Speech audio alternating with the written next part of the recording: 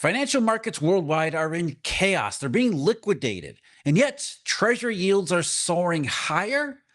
Shouldn't they be falling? Shouldn't there be a desperate flight to safety given everything that's going on? It doesn't seem to make much sense. And of course, the mainstream offers zero help, it has zero answers.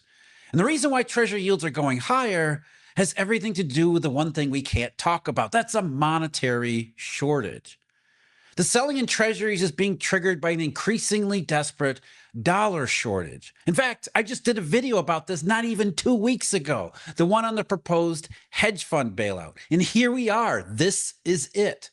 The main takeaway from that video was that if we saw the conditions which would require a hedge fund bailout, basically what we're seeing now, what that would mean is a desperate dollar problem in repo markets. The rest of the mainstream is going to focus on the treasury market or the hedge funds doing the selling, when what really matters, the only part that truly matters, is why they're selling in the first place. And hedge funds aren't the only ones either. Reserve managers, foreign reserve managers, they're doing it too, which is why the treasury sell-off began Monday morning when it did.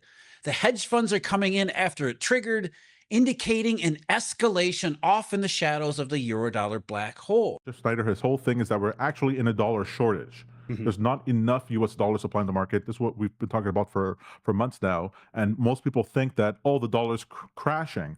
The dollar is not crashing. The dollar is too strong. That's the problem. And so the bond yields initially fell down to 3.9% because of a flight to safety that we all know that trade. Right. Sell the high beta assets, sell the risky assets, and go into something safer. There's something safer than the treasury. Exactly. Same thing for gold, which is why we saw some rallies there. That's right.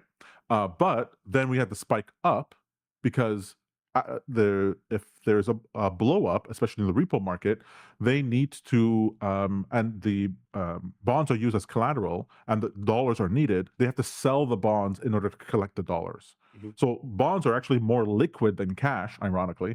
I don't know where I was when I first heard about that, but I was like, oh my God. Institutions and sovereign nations, whatever, bonds are easier to move around than cash is. But the reason why they want them is that they could sell the bonds in order to actually get the dollars that they need in order to manage positions or pay for whatever. And so you get this sharp price up because all around the world, countries we're just selling the treasuries immediately in order to get dollars because they're like, we don't know what's going to happen. We're getting tariffs. We're not enough money. So that's pretty interesting.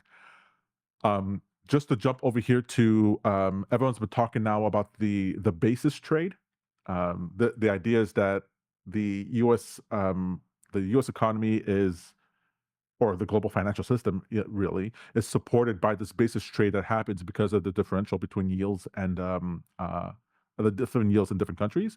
So I'm going to bring this up real quick here.